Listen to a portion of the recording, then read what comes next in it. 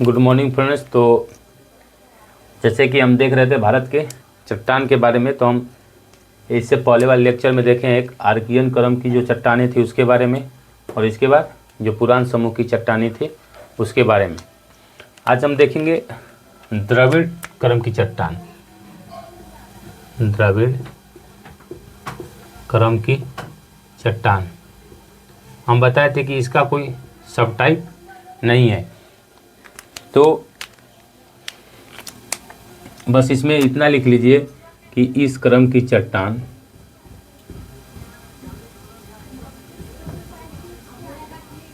में एंथ्रेसाइट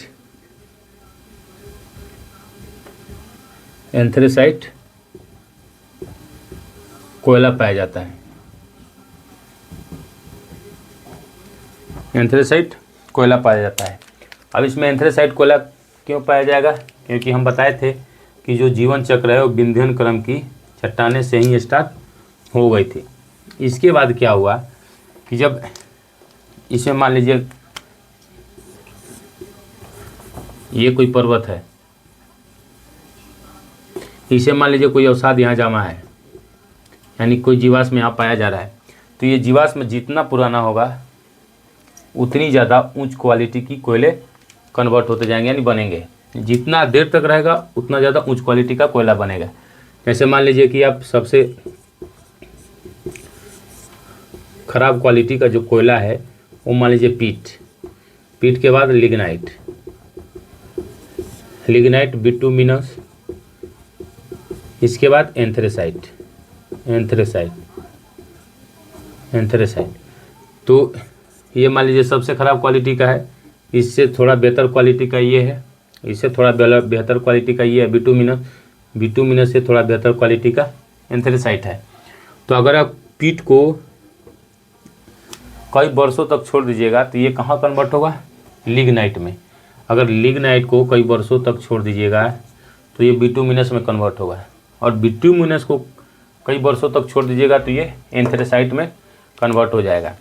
तो इसमें आप देख रहे हैं कि विंध्यन क्रम की चट्टानों से कहीं कहीं जीवाश्म मिलना शुरू हुआ है। तो जब वहाँ से जीवाश्म मिलना शुरू हुआ है तो जो जीवाश्म दबेंगे, मान लीजिए इस पर्वत के नीचे जो जीवाश्म दबेंगे वो सबसे क्या होंगे? पुराने होंगे, क्योंकि इसके बाद जो चट्टानें बनेंगी वो नवीन प्रकार की चट्टानें होंगी, नई चट्टानें होंगी। तो ये बाकी जो चट्टानें बनेंगी, जो आर्य प्रकार की जो चट्टान बनेगी उससे पुराना ये द्रविड़ क्रम की चट्टानें हैं। तो जब इससे पुराना है तो इसका मतलब इसमें जीवाश्म कई वर्षों तक दबे होंगे। जब ये जीवाश्म कई वर्षों तक दबे होंगे तो इसी से ये क्या होगा? एंथ्रेसाइट कोयले में बदल गए होंगे, यानी एंथ्रेसाइट कोयला में तब्दील हो गए होंगे। तो बस द्रविड़ क्रम की चट्टानें में यही थी, इसका कोई सब टाइप है नहीं। तो हम लोग देखते हैं आर्य प्रकार की चट्टानों के बारे में।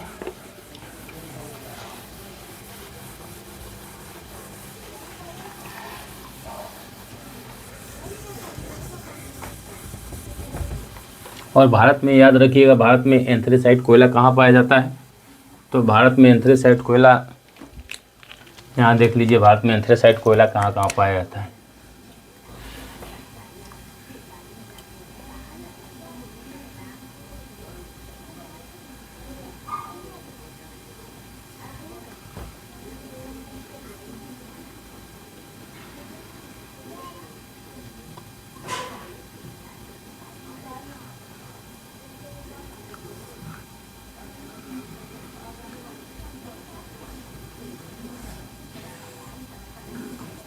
ये मान लीजिए भारत है, तो भारत में एंथ्रेसाइट कोयला जो ये वाला पार्ट देखेंगे यहाँ, जो लद्दाख वाला, लद्दाख में, और जो ये पूर्वी भारत है, मेघालय, अरुणाचल प्रदेश, नागालैंड, मिजोरम, जो ये वाला एरिया है, ये वाला, इसमें कहीं कहीं एंथ्रेसाइट मिलता है।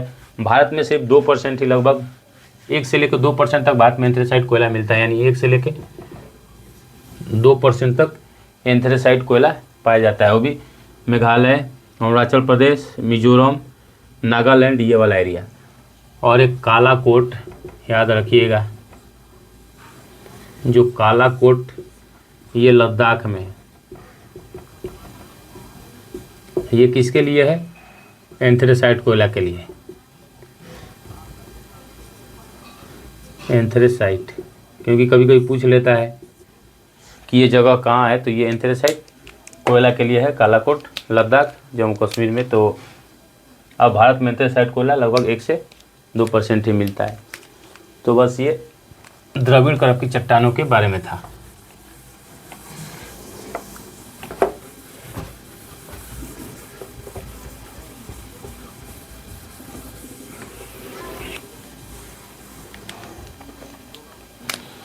अब हम देखते हैं आर्य प्रकार की चट्टान।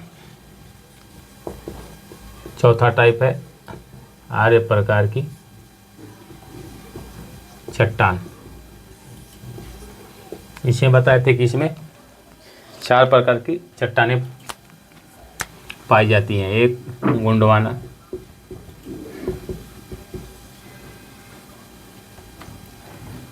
दक्कन ट्रैप, तीसरा टर्शियरी, चौथा क्वाटेनरी। तो टर्शियरी और क्वाटेनरी, गोंडवाना, दक्कन ट्रैप, ये 4 प्रकार की चट्टानें पाई जाती हैं। तो हम पहले देखते हैं गोंडवाना क्रम की चट्टान के बारे में।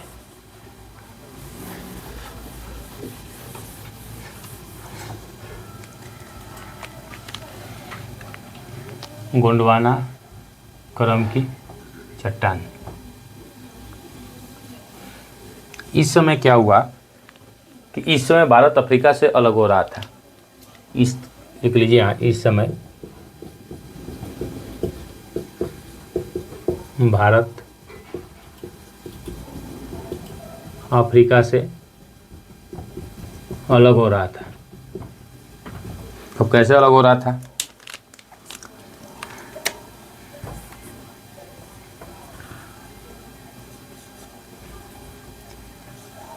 जैसे हम बताए थे, यह नॉर्थ अफ्रीका है, जैसे है। तो भारत हम बताए थे कि यहाँ भारत लगा हुआ था, गोंडवाना लैंड का हिस्सा था। तो इस टाइम पे क्या हुआ कि भारत यहाँ से टूट रहा था। भारत यहाँ से टूटकर और इसका हिंद महासागर की तरफ बहाव हो रहा था, यानी हिंद महासागर की तरफ ही आ रहा था। कहाँ से? अफ्रीका से टूटने के बाद। तो इससे पहले क्या हुआ कि एक हिम युग आया था। इससे पहले एक हिम युग आया था। ये कैसे पता चलता है? तो जो अवशेष दबे हैं गोंडवाना क्रम के चट्टानों के नीचे, उससे पता चलता है कि इससे पहले एक हिम युग आया था। अब हिम युग कैसे आएगा? क्योंकि आप देखते हैं कि जब भारत उस समय गोंडवाना लैंड का हिस्सा था, तो यहाँ पे जो ध्रुव देखते हैं, यहीं पे अंटार्कटिका था। तो इसी अंटार्कटिका से इधर क्या आया था? हिम युग। अंटार्कटिका से इधर हिम युग आया था, क्योंकि भारत यहीं मेडागास्कर के पास था, दक्षिण अफ्रीका के पास लगा हुआ। तो ये मान लीजिए यहाँ अफ्रीका है, यहीं पे अंटार्कटिका था, ये भी गोंडवाना लैंड का हिस्सा था, और यहाँ पे भारत मेडागास्कर के पास यहाँ लगा हुआ था। तो जब भारत यहाँ इस क्रम में अलग हो रहा था, तो इससे पहले यहाँ से हिम युग आया था अंटार्कटिका से, क्योंकि ये ध्रुव है, ध्रुव पे हमेशा बर्फ जमा रहता है। तो यहीं से हिम का फैला हुआ था किधर? गोंडवाना लैंड की तरफ, और गोंडवाना लैंड भारत का हिस्सा था। तो इसीलिए इस क्रम में हिम युग आया था। ये पता चलता है जो गोंडवाना क्रम की चट्टानें हैं उसमें जमे अवशेषों से। तो जब भारत का बहाव हो रहा था हिंद महासागर की तरफ, तो आप जानते हैं कि यहाँ पे क्या होगा? विषुवत रेखा है। जो अभी भारत देख रहे हैं वो भारत क्या है? विषुवत रेखा उधर है।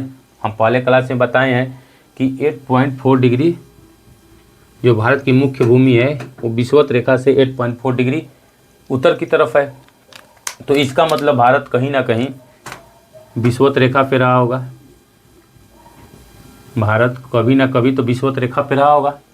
जब भारत इस विषुवत रेखा पे रहा होगा तो आप जानते हैं कि जो विषुवत रेखा है, विषुवत रेखा, वहाँ पे टेम्परेचर बहुत ज़्यादा रहता है। जब टेम्परेचर बहुत ज़्यादा रहता है, यहाँ पे ह्यूमिडिटी भी बहुत ज़्यादा रहती है। जब ह्यूमिडिटी बहुत ज़्यादा रहेगी, टेम्परेचर बहुत ज़्यादा रहेगा, इसका मतलब यहाँ पे बारिश होगी। यहाँ पे बारिश होगी, तो जब यहाँ बारिश होगी तो यहाँ पे वनस्पति का विकास होगा। यहाँ पे वनस्पति का विकास होगा। तो यहाँ पे लिखिए कि इससे पहले कि हिमयुग आया था। इसका पता कैसे लगता है ये हम आपको बता चुके हैं। भारत अफ्रीका से टूटने के बाद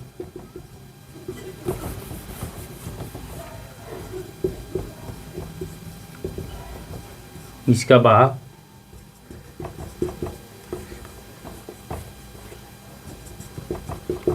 अंगारा लैंड की तरफ हुआ।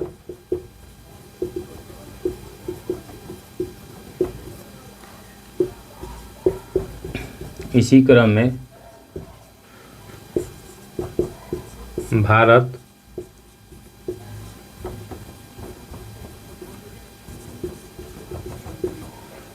यानी भारतीय जो प्लेट है, भारत कहने का मतलब भारतीय प्लेट, विषुवत रेखा पर भी आया होगा। जब विषुवत रेखा पे आएगा, इसका मतलब यहाँ पे ह्यूमिडिटी ज़्यादा रहेगी, टेम्परेचर ज़्यादा रहेगा। यहाँ पर आर्द्रता और तापमान ज़्यादा रहता है, जिसके कारण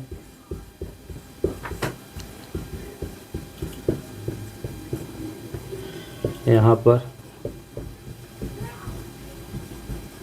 सर्वाधिक वर्षा होती है।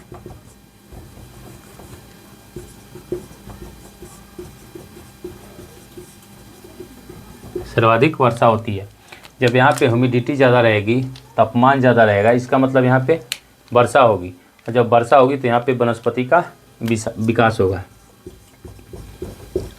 जिसके कारण वनस्पति का विकास हुआ। वनस्पति का विकास हुआ। और यही जब वनस्पति, मान लीजिए फिर ये गोंडवाना लैंड आया यहाँ, जैसे ही भारत विषुवत रेखा को पार करके अंगारा लैंड से टकराया, तो उस टाइम पे क्या हुआ कि जो भी वनस्पतियों का विकास हुआ था वो वनस्पति क्या हुए, दब गए। कहाँ पे? ये जो गोंडवाना क्रम की चट्टानें थी उस चट्टानों के अंदर दब गए। जब ये चट्टानों के अंदर दब गए तो ये भी कैसे हुए, एक अवसाद के रूप में हुए। तो ये भी जो गोंडवाना क्रम की चट्टान बनेंगी, ये भी कैसी चट्टानें हैं, अवसादी चट्टानें हैं। जब ये अवसादी चट्टान है और जो वनस्पति दबी, तो इन्हीं वनस्पतियों के कारण क्या हुआ, कोयले का विकास हुआ। वनस्पति का विकास हुआ। जैसे विकास होने के बाद यहाँ टकराया, टकराने के बाद यहाँ पे जो वनस्पति थे, पेड़ पौधे थे, वो दब गए। दबने के बाद यहाँ पे कोयले का विकास हुआ। तो जब यहाँ पे कोयले का विकास हुआ, और गोंडवाना क्रम की चट्टानें मुख्यतः किसके लिए जानी जाती हैं, कोयला के लिए जानी जाती हैं। तो यहाँ लिख लीजिए, विकास हुआ, इसके बाद भारत अंगारा लैंड से टकराया, जिसके कारण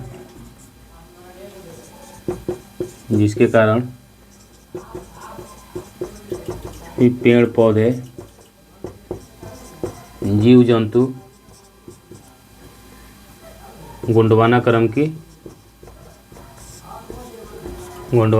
की चट्टानों में दब गए, जिससे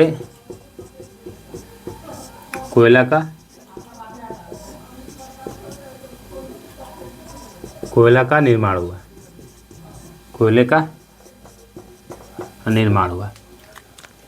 अब कोयले का निर्माण कैसे हुआ ये आपको पता चल गया।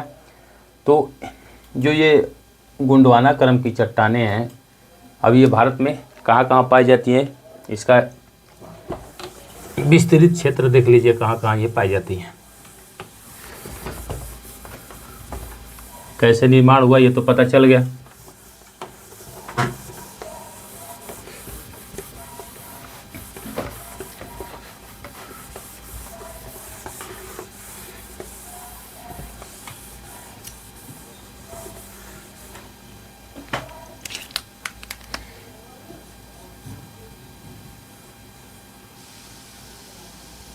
ये मान लीजिए प्रायद्वीपीय भारत है, तो इसमें देखेंगे ये छोटा नागपुर का जो पठार है,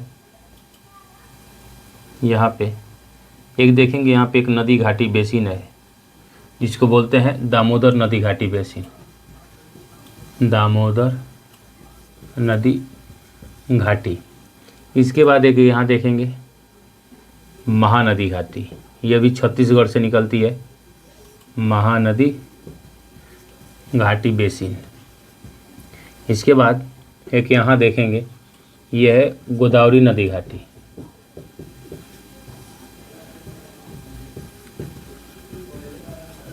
गोदावरी नदी घाटी। तो दामोदर नदी घाटी में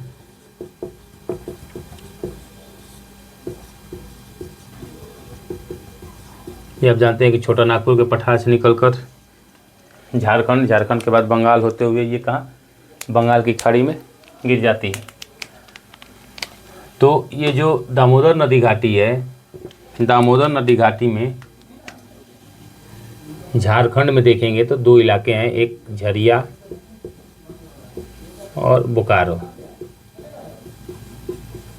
झरिया बोकारो, ये कहाँ है, झारखंड, झारखंड में। इसके बाद यही दामोदर नदी घाटी बेसिन में रानीगंज है, रानीगंज कहाँ है, वेस्ट बंगाल में, ये पश्चिम बंगाल में है। और सबसे पहले कोयला यहीं से निकाला गया था। यहाँ लिख लीजिए कि भारत में सबसे पहले कोयला यहीं निकाला गया था।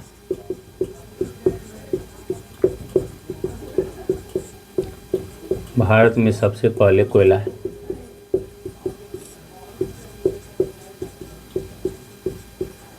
यहीं से निकाला गया था, क्योंकि ये क्वेश्चन भी कहीं पूछा गया है कि सब भारत में सबसे पहले कोयला कहाँ निकाला गया था। सबसे पहले कोयला रानीगंज से ही निकाला गया था। ये तो है दामोदर नदी घाटी बेसिन। इसके बाद महानदी घाटी, महानदी घाटी,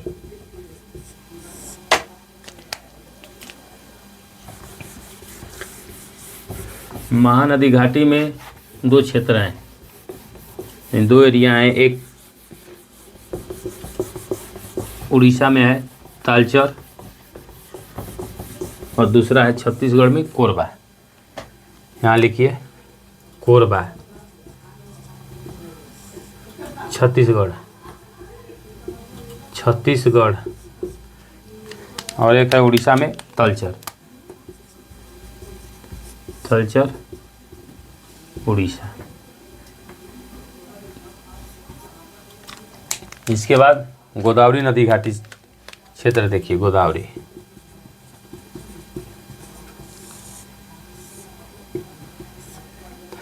गोदावरी में एक सिंगरौली, सिंगरौली, ये कहाँ है, एमपी में, ये एमपी में। इसके बाद सिंगरैनी, सिंगरैनी,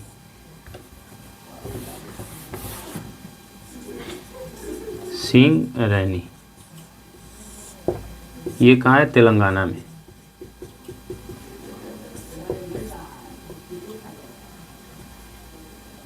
तेलंगाना में ये सिंगरौली है, ये सिंगरैनी है, सिंगरैनी है। तो जो ये नदी घाटी है, दामोदर नदी घाटी बेसिन, महानदी घाटी बेसिन, गोदावरी नदी घाटी बेसिन, ये तीनों किसके लिए फेमस है, कोयले के लिए फेमस है। और भारत में जो ये गोंडवाना क्रम की चट्टानें हैं, इसमें किस टाइप की कोयले मिलते हैं, तो बिटुमिनस टाइप की। यहाँ लिख लीजिए भारत में, यहाँ पे लिखिए भारत में सर्वाधिक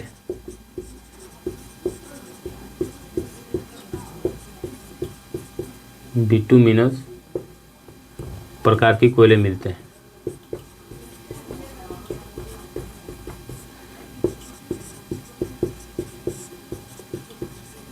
बिटुमिनस प्रकार के कोयले मिलते हैं और ये सब कहाँ मिलते हैं? गोंडवाना क्रम की चट्टानों में ही मिलते हैं। तो ये गोंडवाना क्रम का चट्टान था। अब हम देखते हैं दक्कन ट्रैप के बारे में।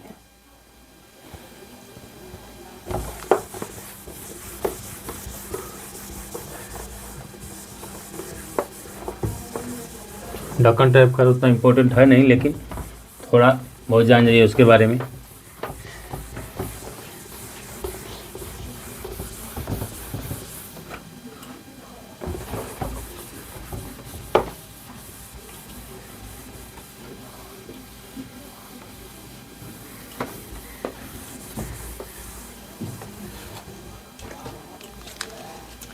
यहाँ लिखिए दक्कन ट्रैप। दक्कन ट्रैप। अब ट्रैप क्या होता है, पहले ये जानिए ट्रैप क्या होता है। तो ट्रैप उसको बोलते हैं जो layer by layer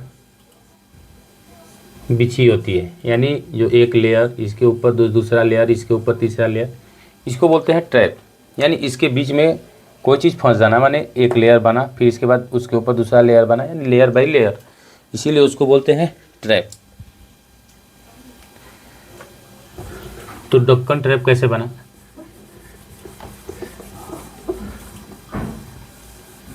Deccan trap कैसे बना पहले उसको देखिए।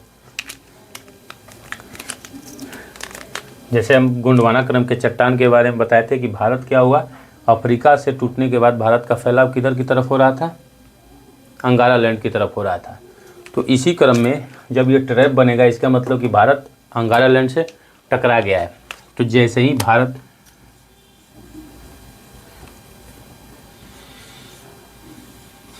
ये अंगारा लैंड से टकराया, मान लीजिए ये प्रायद्वीपीय भारत है, ये मान लीजिए प्रायद्वीपीय भारत है। तो जैसे ही ये भारत अंगारा लैंड से टकराया, मान लीजिए यहाँ पे ये था, मान लीजिए चाइना वाला जो पार्ट है, ये मान लीजिए चाइना वाला पार्ट है। तो जैसे ही भारत इस अंगारा लैंड से टकराया, तो उस क्रम में टकराने के क्रम में क्या हुआ कि यहाँ पे पामीर का गांठ का निर्माण हुआ। यहाँ पे पामीर का गांठ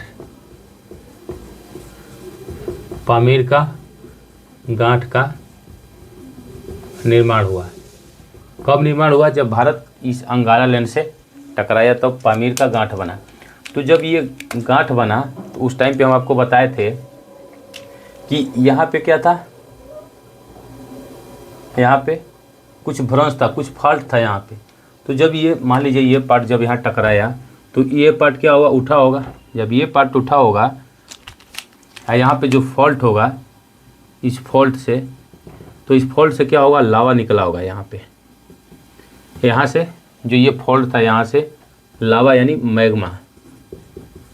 आप जानते हैं कि जो लावा हम लोग बोलते हैं, जब ज्वालामुखी का जब यही मैग्मा अंदर रहता है तो उसी को हम लोग मैग्मा बोलते हैं। जब ये बाहर आता है तो उसको हम लोग लावा बोलते हैं। तो जो यहाँ फॉल्ट था, इस फॉल्ट से मैग्मा निकला, और जब मैग्मा निकला तो ये महाराष्ट्र वाले एरिया में, कुछ गुजरात का एरिया, कुछ कर्नाटक का एरिया, कुछ एमपी का एरिया में जमा हो गया, जिसके कारण क्या हुआ? इस दक्कन ट्रैप का निर्माण हुआ। तो ये लावा कैसे निकला ये आपको पता चला कि जब भारत इस अंगारा लैंड से टकराया। जब अंगारा लैंड से टकराया तो इसका मतलब यहाँ जो फॉल्ट था, इस फॉल्ट से यानी जो भ्रंश था, उस भ्रंश से क्या हुआ? मैग्मा निकला यहाँ से। तो यहाँ से जो मैग्मा निकला, वो मैग्मा एक चरण में नहीं निकला, कई चरण में निकला। तो मान लीजिए जब पहला चरण निकला, जब यहाँ पे लिख लीजिए, ये पामीर के गांठ का निर्माण हुआ कब? जब भारत टकराया। तो ये ट्रैप कैसे बना हम लोग उसको देखते हैं। जब यहाँ पे टकराने के बाद यहाँ जो फॉल्ट था, फॉल्ट से लावा निकला, और ये लावा कई लेयर में निकला। तो जब लावा कई लेयर में निकला तो मान लीजिए एक लेयर बिछा, इसके बाद इस पर सेकेंड लेयर बिछा, सेकेंड लेयर बिछने के बाद इस पर तीसरा लेयर बिछा। मान लीजिए पहली बार में इतना मैग्मा निकला, इतना दूर में फैला, फिर बंद हो गया। इसके बाद फिर कुछ देर बाद फिर ज्वालामुखी फटा, फिर मैग्मा बाहर आया, फिर ये दूसरा लेयर बिछा, फिर कुछ देर बंद हो गया, फिर कुछ दिन के बाद फिर ज्वालामुखी फटा, फिर मैग्मा बाहर आया, तीसरा लेयर बना। तो इस तरह से ये लेयर बाय लेयर बनता गया। इसीलिए इसको बोलते हैं डक्कन ट्रैप। इसीलिए इसको क्या बोलते हैं? डक्कन ट्रैप बोलते हैं। ये वाला एरिया, इसका विस्तार, हाँ लिख लीजिए, इसका विस्तार मुख्यतः महाराष्ट्र में है, महाराष्ट्र में है। लेकिन इसका विस्तार किस किस राज्य में है? तो महाराष्ट्र, मुख्यतः महाराष्ट्र में है, लेकिन महाराष्ट्र, गुजरात, कर्नाटक, कर्नाटक के बाद एमपी,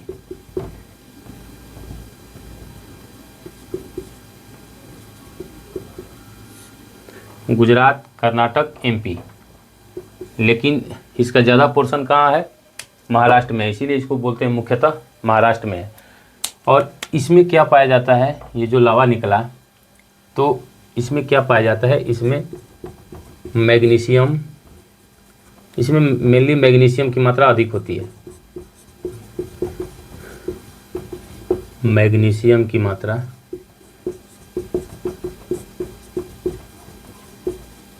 अधिक होती है, अधिक होती है। लेकिन इसमें सिर्फ मैग्नीशियम ही नहीं पाया जाता है, लेकिन ज़्यादा मात्रा मैग्नीशियम की होती है। लेकिन इसमें मैग्नीशियम, आयरन,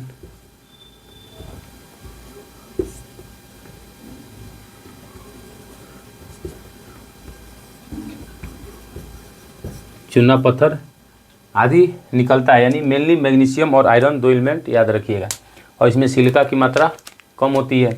तो इसमें जब मैग्नीशियम और आयरन निकलेगा, तो इस मैग्नीशियम के कारण और आयरन के कारण क्या होगा? इसका रंग काला होता है। इसीलिए इसको, इसी के टूटने फूटने से क्या हुआ? काली मिट्टी का निर्माण हुआ। यहाँ लिख लीजिए, इसके टूटने से काली मिट्टी का निर्माण हुआ, काली मिट्टी का निर्माण हुआ। और ये काली मिट्टी किसके लिए जानी जाती है? कपास की खेती के लिए, कपास की खेती के लिए उपयुक्त मानी जाती है, उपयुक्त।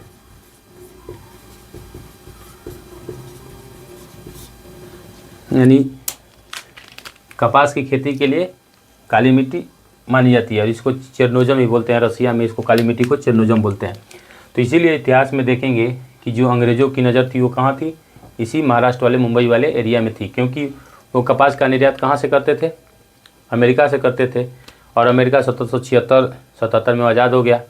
तो जब आज़ाद हो गया तो वहाँ से कपास का निर्यात बंद हो गया। और आप जानते हैं कि यूरोप में औद्योगिकरण हुआ था, उनको ज़्यादा से ज़्यादा कच्चा माल चाहिए था। तो इसीलिए ये लोग क्या चाहते थे? मुंबई क्षेत्र पर कब्जा करना चाहते थे, ताकि हम अधिक से अधिक कपास का निर्यात कर सके। कहाँ? ब्रिटेन। और वहाँ से कपड़ा का आयात कहाँ करते थे? भारत में करते थे। तो यहाँ से काली मिट्टी का निर्माण हुआ। और जितनी भारत की मिट्टियाँ हैं उसमें नाइट्रोजन एवं ह्यूमस की कमी होती है, ह्यूमस की कमी होती है। तो इसमें भी नाइट्रोजन एवं ह्यूमस की कमी होगी। यानी भारत की अधिकांश मिट्टियों में नाइट्रोजन और ह्यूमस की कमी होती है। तो इसमें भी नाइट्रोजन एवं ह्यूमस की कमी होती है। और इसको स्वतः जुताई वाली मिट्टी कहते हैं। क्यों? क्योंकि इस एरिया में गर्मी भी ज़्यादा है। और जैसी जब इस पर धूप पड़ती है तो ये मिट्टियाँ, काली मिट्टी देखेंगे आप कहीं कहीं पे फट जाती है। अपने देखेंगे दरार की, यहाँ पे क्या होता है, कहीं कहीं इस मिट्टी में दरार पड़ जाता है। तो ऐसा लगता है कि स्वतः जुती हुई मिट्टी है। इसीलिए इसको स्वतः जुताई वाली मिट्टी भी कहते हैं।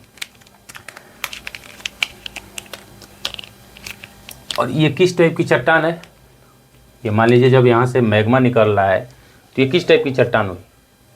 ये आग्नेय टाइप की चट्टान है। सब चट्टान जो देख रहे थे, जो आर्कियन क्रम की चट्टान से बनी थी। यानी लगभग सारी चट्टान का बेस क्या था? आर्कियन क्रम की चट्टानें थी। लेकिन जो है ये फ्रेश चट्टानें हैं। क्यों? क्योंकि ये लावा से निर्मित है। तो ये आग्नेय टाइप की चट्टान है, आग्नेय प्रकार की चट्टान है, ये आग्नेय टाइप की चट्टान है। इसमें जीवाश्म नहीं पाया जाता है, जीवाश्म नहीं पाया जाता है। क्यों? क्योंकि मैग्मा का इतना टेम्परेचर ज़्यादा रहता है कि वो किसी भी चीज़ को जलाकर राख कर देती है, तो इसीलिए इसमें जीवाश्म नहीं पाया जाता है। और यह ट्रैप के रूप में बिछी हुई है, तो इसमें जीवाश्म पाया जाएगा कि नहीं? तो इसमें जीवाश्म नहीं पाया जाता है। तो इस प्रकार इसमें जीवाश्म नहीं पाया जाता है, क्योंकि इसका टेम्परेचर बहुत ज़्यादा है। टेम्परेचर ज़्यादा होगा तो किसी चीज़ को भी वो आसानी से जला देगा। तो ये भारत की चट्टान के बारे में था। तो हम लोग आर्कियन क्रम की चट्टान देख लिए, पुरान समूह की चट्टान देख लिए, द्रविड़ समूह की चट्टान देख लिए, और आर्य प्रकार की चट्टान में तो चट्टानें देख लिए, दक्कन ट्रैप, दूसरा गोंडवाना। इसके बाद जो टर्शियरी क्रम की चट्टानें हैं उसमें हम लोग हिमालय को पढ़ेंगे। तो हिमालय को हम लोग अलग से पढ़ेंगे। और जो क्वाटरनरी क्रम की चट्टानें हैं उसमें जो भारत का मैदान है हम लोग उसको पढ़ेंगे, गंगा का मैदान, ब्रह्मपुत्र का मैदान, ये सब का मैदान कैसे विकसित हुआ वो क्वाटरनरी क्रम की चट्टान में। तो उसको हम लोग नेक्स्ट क्लास में पढ़ेंगे। आज के लिए इतना ही, धन्यवाद।